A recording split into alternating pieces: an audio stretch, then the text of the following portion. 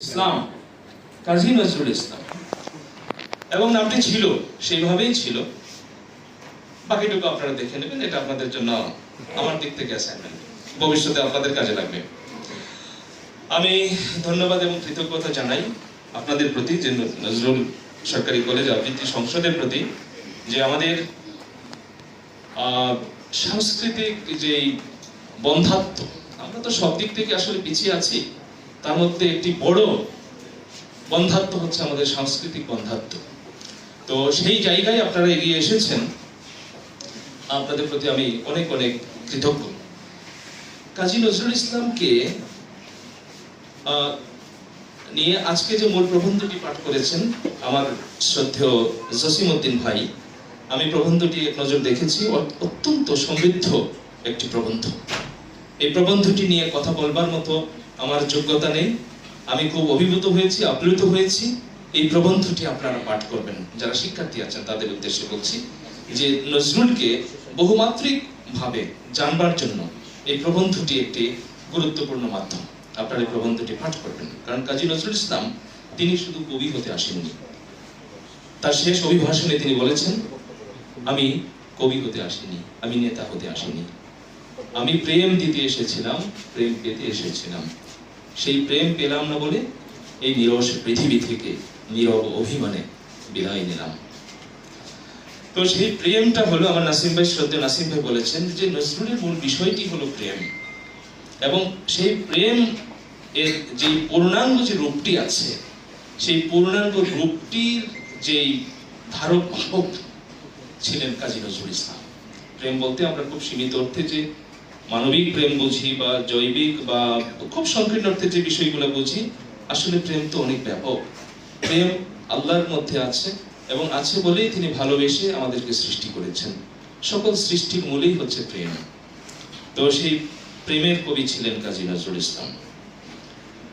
কাজী নজরুল ইসলামকে নিয়ে আপনারা যে আবৃত্তি করেছেন, প্রবন্ধ লিখেছেন, তারপর সঙ্গীত পরিবেশন করেছেন, এবং যারা পুরস্কার পেয়েছেন তারা নিশ্চয়ই অভিনন্দন পাবার যোগ্যতা রাখেন। আপনাদেরকে আমি আন্তরিকভাবে অভিনন্দিত করছি। আর যারা অংশ নিয়েছেন তাদের সবাইকে আমি আমার কৃতজ্ঞতা এবং শুভেচ্ছা জ্ঞাপন করছি, কারণ অংশগ্রহণ করাটাই হলো মূল কাজ। কাজী নজরুল ইসলামকে, আচ্ছা, আমরা পৃথিবীতে সব কাজ আমরা করতে পারবো না, সময় নেই। অত্যন্ত কম সময় নিয়ে আল্লাহ আমাদেরকে পৃথিবীতে পাঠিয়েছেন। কার কতটুকু সময় আছে আমরা নিজেরাও জানি না, যে কোনো মুহূর্তে আমরা যে কেউ চলে যেতে পারি। তো এই যে অনিশ্চয়তার মধ্যে অত্যন্ত কম সময় দিয়ে আল্লাহ পৃথিবীতে আমাদেরকে পাঠিয়েছেন, এই কম সময়ের মধ্যে আমাকে কাজ করতে হবে। এখন কাজ করতে গিয়ে আমরা যারা আইনের ছাত্র, বা আপনারাও যারা বিভিন্ন বিষয়ে পড়াশোনা করেছেন, করছেন, একটি ডক্ট্রিন আছে, doctrine of priority. Doctrine of priority, যে অগ্রাধিকারের ডক্ট্রিন, নীতি, যে আমি যেহেতু আমি জানি না আমার সময় কতটুকু আছে, সুতরাং সবচেয়ে গুরুত্বপূর্ণ কাজটি আমাকে আগে করতে হবে। সবচেয়ে গুরুত্বপূর্ণ কাজ, সেটা আল্লাহ রাব্বুল আলামিন বিভাজন করে দিয়েছেন, ফরজ, ওয়াজিব, সুন্নাত, নফল ক্যাটাগরি করে দিয়েছেন। তো আমাদের প্রত্যেকের কাজ হবে, আমি প্রায় সময় আমি হাজী শরীয়তুল্লাহর সেই ফরাইজি আন্দোলনের কথা আমি খুব ভাবি, যে তিনি এত বড় একজন অভিভাবক ছিলেন আমাদের ভারতবর্ষের। তিনি দেখুন, তিনি আন্দোলনটি শুরু করেছেন, নাম দিয়েছেন ফরাইজি আন্দোলন, যে ফরজ শব্দ থেকে তো ফরাইজি আন্দোলন। তিনি বলেছেন যে আগে তোমরা ফরজগুলো ঠিক করো, এই যে ডক্ট্রিন অফ প্রায়োরিটি, সবচেয়ে গুরুত্বপূর্ণ কাজটা যদি ঠিক হয়ে যায়, তাহলে তার পরের কাজগুলো অটোমেটিক্যালি ঠিক হয়ে যাবে, এটা নিয়ে কোনো সন্দেহ নাই। কিন্তু আমরা ভুল পথে হাঁটি বলে আমাদের কিন্তু আমরা সবকিছু আমাদের এলোমেলো হয়ে যায়। তো কাজী নজরুল ইসলামকে আমি, দেখেন, আমার কবি সাহিত্যিক অনেক আছে, বাংলা ভাষা সাহিত্যে নোবেল পুরস্কার প্রাপ্ত কবিও আছেন, কিন্তু আমি কাকে প্রথম আমি চর্চা করব, কাকে প্রথম আমি ধারণ করব আমার জন্য, কারণ আমি আমার পৃথিবীর আমি রাজা, মহারাজা। আমি কিন্তু নজরুল এই কথাটি আমাদেরকে শিখিয়ে দিয়ে গেছেন যে আমার চেয়ে বড় কেউ নাই, আমার চেয়ে বড় কেউ নাই, বলবীর বল ছিল অন্যতম বসী। তাহলে আমার সাম্রাজ্যে আমি ঠিক করব যে আমি কাকে প্রথম ধারণ করব, লালন করব, কাকে আমার পথ প্রদর্শক হিসেবে আমি নেব। সেই জায়গায় আপনাকে ডক্ট্রিন ও প্রায়োরিটি ঠিক করতে হবে। আমি ঠিক করেছি কাজী নজরুল ইসলামের চাইতে এগিয়ে থাকার মতো কেউ নেই। তিনি এক নম্বর কবি এবং সাহিত্যিক, যিনি আমার শিল্পে, সাহিত্যে, আমার মননে, আমার সংস্কৃতিতে সব জায়গায় তিনি আমাকে পথ দেখাবেন, বাকিরা থাকবেন আমার সহায়ক হিসেবে। সুতরাং এই জায়গাতে আমাদেরকে, যারা নতুন আগে ভাবেননি, শিক্ষার্থীদেরকে বিশেষ করে বলছি, আমি নতুন করে ভাববেন। এখন নজরুলকে আমি কেন এগিয়ে রাখবো? কারণ আমি আমাকে এগিয়ে রাখি, কারণ সবার চেয়ে আমি আমার কাছে প্রায়োরিটি পাবো, এটি স্বাভাবিক। আমি আমাকে ভালোবাসি, আর আমি আমাকে ভালোবাসি বলেই আমি এমন একজনকে ভালোবাসবো যাকে ভালোবাসলে আমার গোটা জীবন ঠিক হয়ে যাবে। আমি এই পৃথিবীতে সফল হব, আমি পরকালে সফল হব, এমন একজনকে আমি বাছাই করবো। আমার এখানে বিলাসিতা করবার কোনো সুযোগ নেই। এই যে বললাম সময় কম, কতটুকু কম সেটাও আমরা জানি না। এই জন্য কাজী নজরুল ইসলামও ঠিক সেইভাবে কাজ করতেন।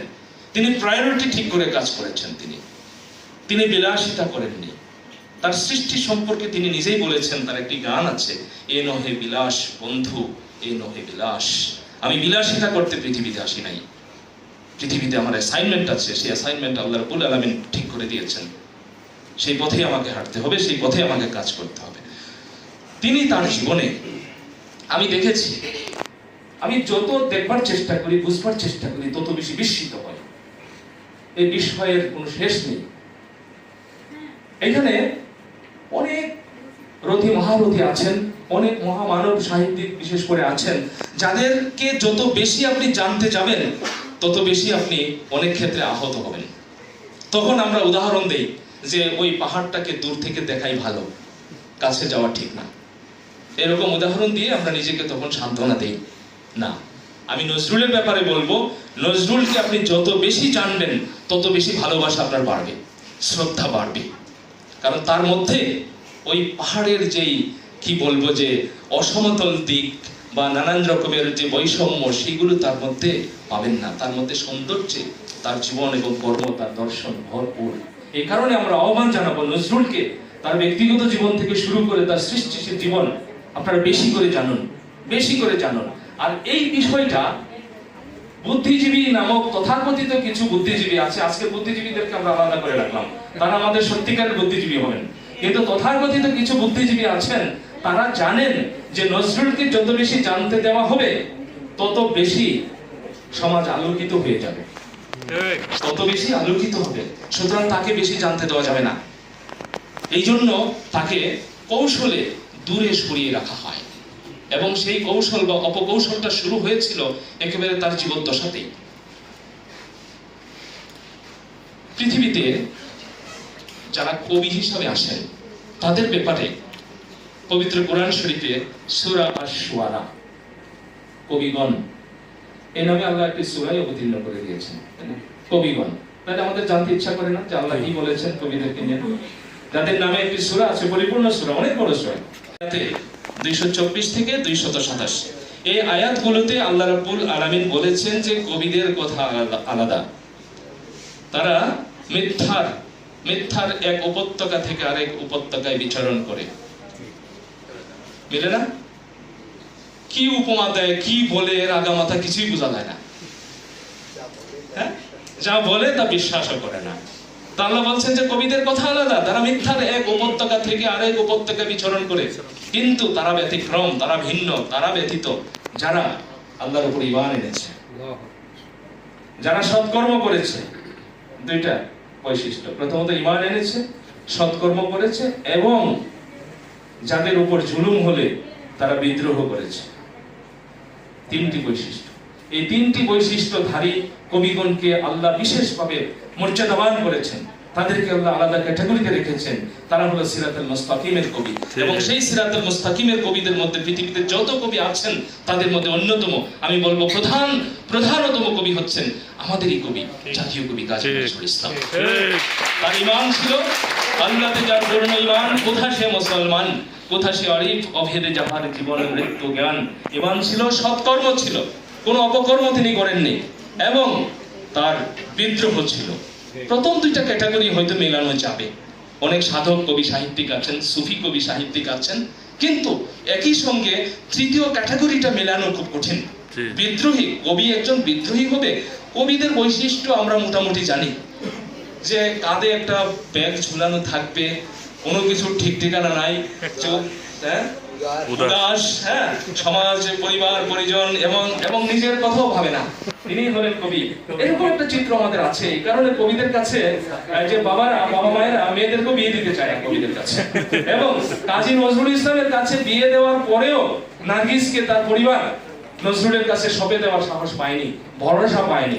তাকে বলেছে যে তুমি এখানে কিছুদিন থাকো, তারপর তোমার জন্য কলিকাতায় আমরা বাড়ি ঘর এগুলো আমরা সব ঠিকঠাক করে দেব, তারপর আমাদের মেয়েকে নিয়ে যাবে তুমি।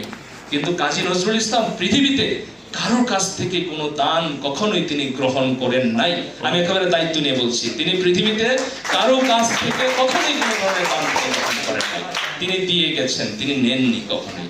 এই কারণে তিনি তার সহধর্মিণীকে বলেছেন যে প্রিয়তমা, নার্গিস নামটি তার নিজের দেওয়া, ইরানের ফুল নার্গিস, ইরানকে তিনি বাংলাদেশের সাথে কানেক্টেড করে দিয়েছেন। সৈয়দা বানু, সৈয়দা আসার খানম, তাকে তিনি বলেছেন যে এইখানে থাকা যাবে না, যেখানে মানুষের মর্যাদা ভুলুণ্ঠিত হয়, মানুষকে যারা ভিখারি বানায়, এই বাড়িতে এইখানে থাকা যাবে না, তুমি চলো, আমরা বেরিয়ে যাবো এখান থেকে। কিন্তু মেয়েরা ওই 100 বছর আগে, সেই কবেকার কথা, 100 বছর, তাই না, তখন এত সাহসী ছিল না, আর থাকার মতো অবস্থাও হয়তো ছিল না। কারণ তখনকার সমাজ, আপনারা যারা দৌলতপুরে গিয়েছেন, কুমিল্লায় মুরাদপুরে, এখনো কিন্তু অনেক অজপাড়াগা, অনেক দূরে কুমিল্লা শহর থেকে। তো তখনকার সময়ে 100 বছর আগে একটি এত দূরে প্রত্যন্ত একটি গ্রাম, সেই গ্রামের একটি মেয়েকে সন্ধ্যায় রাতে ছেলের হাত ধরে বেরিয়ে যাবে, সেই রকম সমাজ শেষ রাতে, সেই সমাজ ব্যবস্থা তখন ছিল না। কিন্তু কাজী নজরুল ইসলাম কিন্তু থামেননি। এখানে আরেকটি বিষয়, কাজী নজরুল ইসলাম কখনো পিছনে হাঁটতেন না, তিনি সবসময় সামনে হেঁটেছেন, সবসময় ফরওয়ার্ড থিঙ্কার ছিলেন। তিনি ফরওয়ার্ড থিঙ্কার, কখনো ব্যাকওয়ার্ড থিঙ্কিং তিনি করেননি। যা হয়েছে হয়েছে, সামনে এগিয়ে যেতে হবে। আমরা চলিব পশ্চাতে ফেলি পথা অতীত, সমস্ত অতীতকে আমরা পেছনে ফেলে আমরা সামনে এগিয়ে যাব। এটি ছিলেন কাজী নজরুল ইসলাম। তিনি এগিয়ে গেলেন, এই ঝড়ের রাতে তিনি বেরিয়ে গেলেন, তিনি পায়ে হেঁটে কাদা মাটি ঝড় ঝঞ্ঝার ভেতর দিয়ে সেই দৌলতপুর গ্রাম থেকে, মুরাদনগর থানা থেকে বেরিয়ে তিনি সেই কুমিল্লা শহরে সারা রাত হেঁটে তিনি চলে গেলেন কুমিল্লা শহরে। দিস ওয়াজ কাজী নজরুল ইসলাম, যে যা বলেছেন, যা করেছেন সেটি বাস্তবায়ন করেছেন। কিন্তু তিনি পরবর্তীতে, আমরা জানি, সেই প্রসঙ্গে যাব না, কারণ সময় অনেক হয়ে গেছে, যাওয়া যাবে না।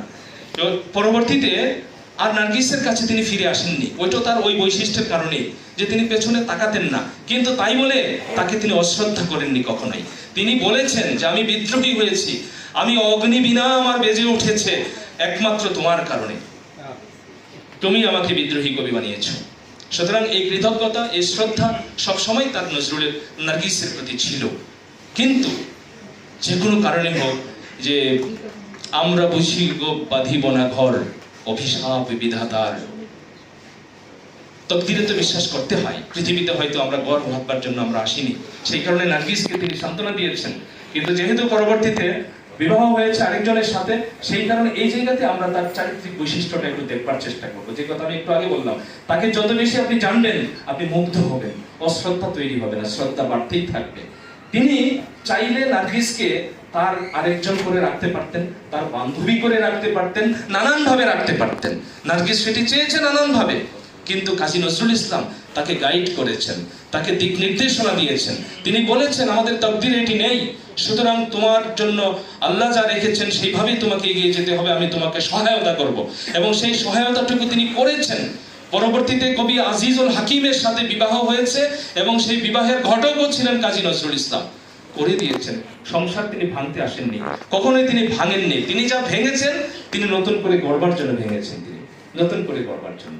কিন্তু আমরা যদি হতাম, ধরেন আমাদের সাহিত্যে, আপনাদের জীবদ্দশাতে আপনারা পেয়েছেন অনেক পপুলার সাহিত্যিক, পপুলারিটির কোনো শেষ নাই, কিন্তু বাস্তব জীবনে কি দেখেছি আমরা? তারই মেয়ের বান্ধবী, তাও বড় মেয়ের না, হয়ে গেল। সুতরাং তাকে তো আপনি ওই যে ডক্ট্রিনাল প্রায়োরিটি অনুযায়ী তাকে আপনি 1 নম্বর রাখতে পারবেন না। রাখলে আপনিও এই অপকর্মে জড়িয়ে যাবেন, এক সময় জড়িয়ে যাবেন। সুতরাং সতর্কতার সাথে, কারণ জীবনটা হচ্ছে আপনার নিজের, আমার নিজের, সিদ্ধান্ত নিতে হবে আমার স্বার্থে, আমার নিজের স্বার্থে।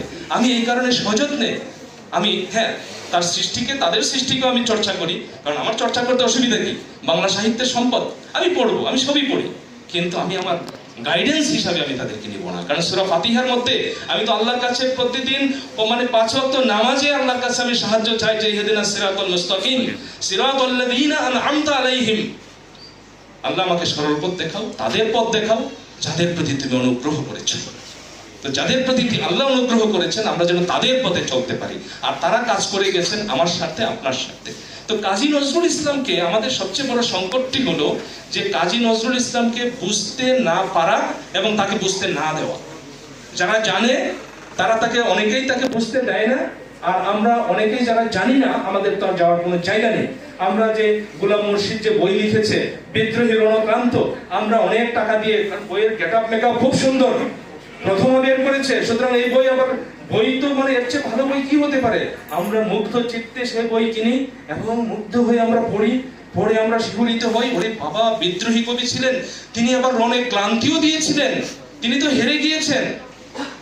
দেখেন দুষ্টমিটা কোথায়, বইয়ের শিরোনাম দিয়েছে কি বিদ্রোহী রণক্লান্ত, তিনি তো রণক্লান্ত ছিলেন না। তুমি বাক্যটা শেষ করো, মহাবিদ্রোহী রণক্লান্ত আমি সেই দিন হব শান্ত, যবে উৎপীড়িতের ক্রন্দন রোল আকাশে বাতাসে ধ্বনিবে না, অত্যাচারের খড়গ কৃপান ভীম রণভূমে রণিবে না, বিদ্রোহী রণক্লান্ত আমি সেই দিন হব শান্ত।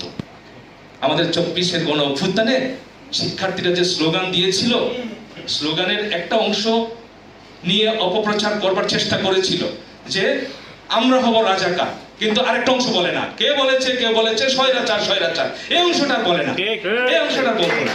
এই দুষ্টমিটা করা হয় কাজী নজরুল ইসলামের ব্যাপারে। কাজে বিদ্রোহী রণক্লান্ত নাম দিবি কেন? সেই কারণে এই গোলাম মুর্শিদ বা এই জাতীয় গোলাম যারা আছে, গোলামদের বই পড়া যাবে না নজরুলকে জানবার জন্য।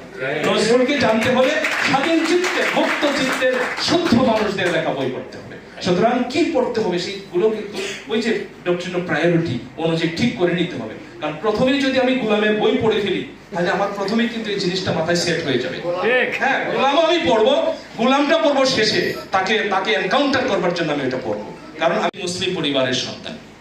পিছিয়ে পড়া এই শব্দটি মুসলমানদের নামের আগে বহু বছর যাবৎ যুক্ত করতে হয়েছে ছিল। কারণ ব্রিটিশরা আসার পরে ব্রিটিশ এবং তাদের এই দেশি যারা বদলেহি ছিল তাদের সম্মিলিত আক্রমণের শিকার হয়েছিল মুসলমানরা। আপনারা ডব্লিউ হান্টারের যে একটি বই আছে যে দ্য ইন্ডিয়ান মুসলমান, এটি আসলে একটি বই না, এটি একটা তদন্ত প্রতিবেদন, আসলে ইনভেস্টিগেশন রিপোর্ট। যে ব্রিটিশরা হান্টার সাহেবকে দায়িত্ব দিল যে তুমি ইনভেস্টিগেট করো যে মুসলমানদেরকে কোনোভাবেই আমরা আমাদের বাগে আনতে পারছি না কেন, তারা কোনোভাবেই আমাদেরকে সমর্থন দিচ্ছে না, কোনোভাবেই না, তারা স্বাধীনতা আন্দোলন করেই যাচ্ছে, তাদেরকে কিভাবে, তাদের সমস্যাটা কোথায়, মূল কারণগুলো কি, এগুলো তুমি ফাইন্ড আউট করে আমাদেরকে একটা রিপোর্ট দাও। তো উনি ফাইন্ড আউট করে একটা রিপোর্ট তৈরি করেছিলেন, সেই রিপোর্টের নামটি হলো দ্য ইন্ডিয়ান মুসলমান। তো এই বইটা নিশ্চয়ই যারা পড়েছেন তো পড়েছেনই, যারা পড়েন না বইটা পড়বেন, ইন্ডিয়ান মুসলমান। তো সেই বইয়ের মধ্যে কারণগুলোর মধ্যে একটি কারণ আছে এরকম যে মুসলমানদের যে চাকরি, যখন চাকরির বিজ্ঞপ্তি দেওয়া হতো বিভিন্ন প্রতিষ্ঠান থেকে, সরকারি দপ্তর থেকে বা বিভিন্ন প্রতিষ্ঠান থেকে, তখন পরিষ্কার করে লেখা থাকতো কোনো মুসলমান আবেদন করতে পারবে না, পরিষ্কার করে লেখা থাকতো, বইয়ের মধ্যে আছে কোনো মুসলমান চাকরির জন্য আবেদন করতে পারবে না, শেষ। তাহলে এই যে বৈষম্য, এগুলো নানান রকমের কারণ তিনি খুঁজে বের করেছেন যে এই সমস্ত কারণে ব্রিটিশ সরকারের সাথে তাদের দূরত্ব আরো বাড়ছে ইত্যাদি। তো এখন একটি পিছিয়ে পড়া মুসলিম পরিবার, আমরা এখনো পিছিয়ে আছি আসলে, যদিও অর্থবিত্তে কেউ এগিয়ে আছেন, অর্থে বিত্তে, কিন্তু মন মানসিকতায়, চিন্তা ভাবনায় তারাও পিছিয়ে আছে। কারণ বিত্তশালীদের কাছে আপনি এইরকম একটা প্রোগ্রামের আর্জি নিয়ে যান, বলেন যে আমি কাজী নজরুল ইসলামকে নিয়ে একটা প্রোগ্রাম করতে চাই এরকম, তারা আপনাকে কিভাবে এন্টারটেইন করে আপনি দেখেন, পাত্তাই দিবে না, একদম পাত্তাই দিবে না। তাইলে আমরা তাদেরকে বলবো যে তারা চিন্তা ভাবনায় তারা অত্যন্ত পিছিয়ে আছেন, তারা বুঝতেই পারছেন না যে কাজী নজরুল ইসলাম ছিলেন বলেই আজকে তুমি বিত্তশালী হয়েছো, তুমি সম্পদশালী হয়েছো, নাহলে তো তোমার কোনো রাষ্ট্র নাও থাকতে পারতো। এই যে স্পেনে মুসলমানরা একই সময় একইভাবে, কিন্তু ভারতে যেরকম করে মোহাম্মদ কাসিমের সিন্ধু বিজয়, ওখানেও 712 সালে একই সময়ে যে তারিক বিন জিয়াদ তার যে স্পেন অভিযান, আন্দালুসিয়া অভিযান, একই সময় তারা ওই জায়গাগুলো জালিমদের কাছ থেকে মজলুমের হয়ে এগুলোর দায়িত্ব নিয়েছিল। জালিমদের বিরুদ্ধে মজলুমের হয়ে, খেয়াল রাখতে হবে, কোনো দেশ দখল করে নাই কিন্তু, যে জালিমদের বিরুদ্ধে মজলুমের হয়ে তারা ওই দেশের ওই সমাজের দায়িত্বভার নিয়েছিলেন একই সময়ে। তাহলে দেখুন, এই যে স্পেন ভেঙে পড়ে পর্তুগাল হয়েছে, অনেক বড় দেশ আন্দালুসিয়া, সেখানে কিন্তু মুসলিম রাষ্ট্র নেই, মুসলিম রাষ্ট্র হয়নি, কিন্তু আমাদের হয়েছে। যদিও আমরা পুরো ভারতবর্ষই মুসলমানরা শাসন করেছে, কিন্তু শেষ পর্যন্ত অন্তত দুটি রাষ্ট্র তো হয়েছে, পাকিস্তান এবং বাংলাদেশ, দুটি তো মুসলিম সংখ্যাগরিষ্ঠ রাষ্ট্র হয়েছে। এখন কেন হয়েছে? কারণ এখানে কাজী নজরুল ইসলামের মতো অভিভাবক ছিলেন, বিদ্রোহী সন্তান ছিলেন, যারা তাদের অধিকার আদায় করে নেওয়ার জন্য লড়াই করেছেন। সেই কারণে আমরা পেয়েছি। তো যারা বিত্তশালী, তাদেরকে আপনি বলেন যে আপনি আজকে বিত্তশালী হয়েছেন তো কাজী নজরুল ইসলামের কারণে, তার প্রতি কৃতজ্ঞতা প্রকাশ করুন, তাও করবে না। এই যে কবি নজরুল সরকারি কলেজ, হাজী মোহাম্মদ মহসিনের ফান্ড দিয়ে তৈরি করা কলেজ, আজকে হাজী মোহাম্মদ মহসিনের জন্য আপনি একটা প্রোগ্রাম করতে যান, একজন বিত্তবানকে বলেন যে আমাদেরকে একটু সহায়তা করেন, পাত্তাই দিবে না, মনে হবে যে আপনি ভিক্ষুকের মতো গেছেন, তারা আপনাকে তাড়িয়ে দেবে। তার মানে তারা চিন্তা ভাবনায় পিছিয়ে আছেন। তো আমি চিন্তা ভাবনায় না হলেও আমাদের পরিবার অনগ্রসর একটি পরিবারই বলবো, গ্রামের সন্তান, বাট আমি যেইভাবে তৈরি হয়েছি, নজরুলকে যখন বুঝতে পেরেছি, কিছুটা ছোটবেলায় আমি হব সকালবেলার পাখি, সবার আগে কুসুম বাগে উঠবো আমি ডাকি, তাই না? তারপরে ভোর হলো দৌড় হলো খুকুমনি উঠোরে, তাই না? এই যে বিষয়গুলো নতুন করে ভাবতে শিখিয়েছে, নতুন করে আত্মবিশ্বাসে বলিয়ান করেছে সেই জায়গা থেকে। এবং আরেকটা জিনিস দেখুন, যে আমাদের যারা গ্রাম থেকে আমরা এসেছি এবং শহরেও অনেকের মধ্যেই কিন্তু প্রচ্ছন্ন দারিদ্র বা প্রত্যক্ষ দারিদ্র আছে, কিন্তু আমাদের কিছু হয়তো সাইলেন্ট, কিছু হয়তো বোঝা যায় যে দরিদ্র পরিবার, আর যাদেরকে বোঝা যায় না তাদের সংখ্যা কিন্তু কম না, আমার মনে হয় যে তাদের সংখ্যা আরো বেশি। এবং সেই রকমেরই ধরেন আমাদেরও পরিবার, আপনাদের অনেকেরই পরিবার, কিন্তু সেই জায়গা থেকে আমরা যখন নজরুলকে পাই যে হে দারিদ্র তুমি মোরে করেছ মহান, তুমি মোরে দাঁড়িয়ে আছো খ্রিস্টের সম্মান, কণ্টক মুকুটে শোভা দিয়াছ তাপস, অসংকোচ প্রকাশের দুরন্ত সাহস, তখন নতুন শক্তি আসে না? নতুন শক্তি আসে। এখন সেই শক্তিগুলোকে কাজে লাগাতে গিয়ে আমি আমার জীবনে খুব লাভবান হয়েছি। এই গল্পটা শেয়ার করছি শিক্ষার্থীদের জন্য, খুব লাভবান হয়েছে। আমার মনে হয়েছে আমি তো সেরা, চিরোন্নতশীল, আমার উপরে তো কেউ নাই। আমি গ্রামে থাকি কি শহরে থাকি সেটা তো বিবেচ্য বিষয় নয়। নজরুল সবার জন্য বলেছেন যে বলো বীর বলো চির উন্নতম শির, সবার জন্য বলেছেন। তো আমি সেইভাবে প্রস্তুতি নিয়ে আত্মবিশ্বাসে বলিয়ান হয়ে চেষ্টা করেছি এবং দেখেছি আমার জীবনে। আমি এসএসসি পরীক্ষায় আমাদের সময় 4টি শিক্ষা বোর্ড ছিল, 4টি শিক্ষা বোর্ড, সেই 4টি শিক্ষা বোর্ডে আমি কিন্তু প্রথম স্থান অর্জন করেছি। এবং সেই জায়গাতে আমরা তখন বোর্ড স্ট্যান্ড করা বলতো, স্ট্যান্ড করা, হ্যাঁ, তো পত্রিকায় বড় বড় করে ছবি আসতো। ইন্টারমিডিয়েটেও সেইভাবে এগিয়েছি, তারপরের জীবন। কিন্তু এগুলো কিন্তু জীবনের লক্ষ্য না, জীবনের লক্ষ্য না। সেটা হলো এই যে আপনাকে আত্মশক্তিতে বলিয়ান করবে, যে ইউ ক্যান ডু সামথিং, সেই অ্যাবিলিটি আপনার আছে, সেই শক্তি আপনি পেতে পারেন নজরুলের সৃষ্টি এবং তার দর্শন থেকে, তার জীবন থেকে, তার জীবন সংগ্রাম থেকে আপনি নিজের কাছে শক্তি অর্জন করতে পারেন, তাহলে লাভটা আপনার হচ্ছে। এবং দেখুন, কাজী নজরুল ইসলাম তিনি কিন্তু এই যে প্রথমে বলেছি যে তিনি কখনো কোনো দান গ্রহণ করেননি, শুধু দিয়ে গেছেন। তাহলে দেওয়ার জন্য তো সক্ষমতা থাকতে হবে আমার আপনার, সেই সক্ষমতা তৈরি করতে গেলে নিজেকে প্রস্তুত করতে হবে, পড়ালেখায়, শিক্ষায়, দীক্ষায় সবকিছুতে নিজেকে প্রস্তুত করতে হবে। নজরুলের বক্তব্য হলো সব জায়গায় আপনাকে নেতৃত্ব দিতে হবে, পিছিয়ে থাকা যাবে না, প্রত্যেকটি জায়গায় আপনি নেতৃত্ব দিবেন। এবং সেই নেতৃত্বের গুণাবলী যখন আপনি অর্জন করবেন, লাভটা কার হচ্ছে? লাভটা আপনার নিজের হচ্ছে, একদম নিজের হচ্ছে। তারপর হচ্ছে সঠিক দিক নির্দেশনা। আমি একদম ছোট করে তার হোল লাইফের একটা ছোট্ট একটা দিয়েছিলাম, 5টি গান। সেই গানগুলো আপনারা যদি শুনেন তাহলে এগুলো শুনতে হবে, এগুলো জানতে হবে। সব কাজ তো অনুষ্ঠানে করা যাবে না, এগুলো হলো অ্যাসাইনমেন্ট। এর মধ্যে একটি গান আছে, একুল ভাঙে ও কুল গড়ে এই তো নদীর খেলা, সকাল বেলার আমির রে ভাই ফকির সন্ধ্যা বেলা, সেই নদীর ধারে কোন ভরসায় বাদলি ভাষা, বাসা তুই কোন ভরসায় বাসা বেঁধেছিলি এই নদীর ধারে? তোকে তো প্রতিটি মুহূর্তে সতর্ক থাকার কথা ছিল, সবচেয়ে বেশি সতর্কতা অবলম্বন করবার কথা ছিল তোকে, কারণ নদীর ধারে তোর বাসা যে কোনো সময় ভেঙে যেতে পারে। কারণ আমাদের জীবন ক্ষণস্থায়ী, আমরা খেয়াল করিনি। নদীর পাড় ভেঙে গেছে, এই পাড় ভেঙে গেছে, ওই পার তৈরি হয়ে গেছে। সেই জায়গা থেকে আবার আমাদের ঘুরে দাঁড়াতে হবে। সেই ক্রন্দন ছিল কাজী নজরুল ইসলামের। ছোটবেলায় যে আমাকে স্লিপ দেখানো হয়েছে, আমি জানি না, আমি কি আর কয়েক মিনিট নেব? আমার মায়ের একটা কথা আছে। আমার মায়ের নাম জাহেদা খাতুন। এটা আমার একটা সুবিধা হয়েছে জাহেদা খাতুন হওয়াতে। আমি যখন জাহেদা খাতুন, বুঝতে পেরেছেন তো? হ্যাঁ, কাজী নজরুল ইসলামের মায়ের নাম।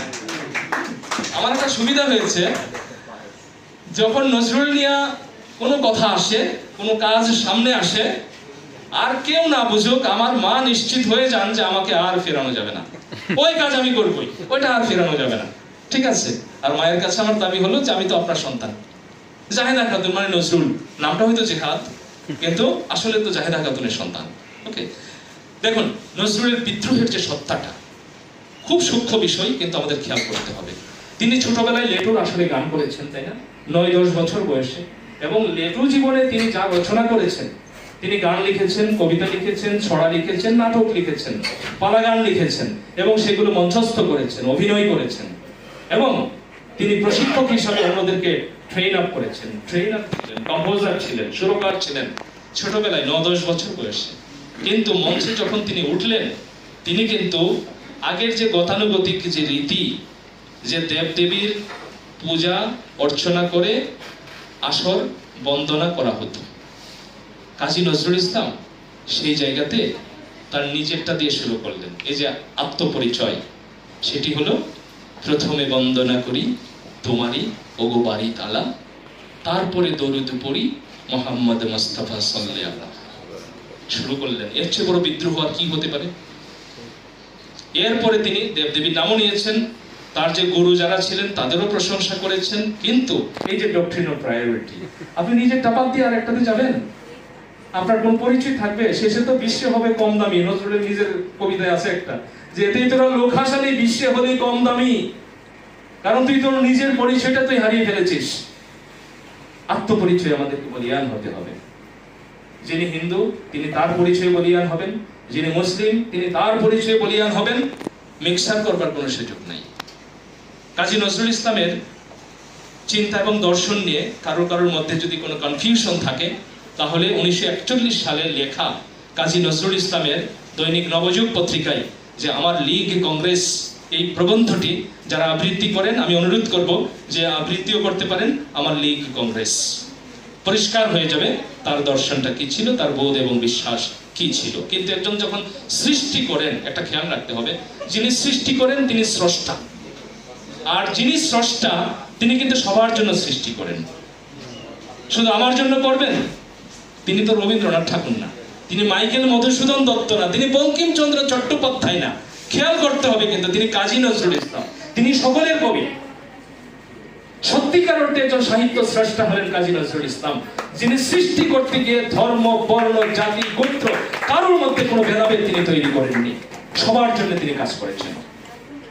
তিনি হলেন কাজী নজরুল ইসলাম। এই কারণেই তো তিনি জাতীয় কবি। জাতীয় কবি মানে কি? পুরো জাতিকে যিনি ধারণ করেন, পুরো জাতির জন্য যিনি কাজ করে গেছেন। উইলিয়াম রেডিস নামে একজন ইংরেজ সাহিত্য সমালোচক, তিনি বলেছেন যে পৃথিবীতে যত জায়গায় অন্যায়ের বিরুদ্ধে, জুলুমের বিরুদ্ধে কবিতা ব্যবহৃত হবে, তত জায়গায় নেতৃত্ব দেবেন বাংলাদেশের জাতীয় কবি কাজী নজরুল ইসলাম। এবং সেই জায়গাতে উনি আরেকটি কথা বলেছেন যে রবীন্দ্রনাথ ঠাকুর, তিনি তার এত বড় সাহিত্য, কিন্তু সেই সাহিত্যে দুঃখজনকভাবে তিনি একটি বড় জাতি, গোষ্ঠী, মুসলিম জাতিকে তিনি অবজ্ঞা করেছেন, তাদেরকে ইনক্লুড করেননি। একথা বলেছেন উইলিয়াম রেডিস। ব্রিটেন থেকে বসে তিনি বাংলা সাহিত্য নিয়ে কাজ করতে গিয়ে এটা তিনি বুঝেছেন, আর আমরা এখানে বসে আমরা বুঝতে পারি না। খেয়াল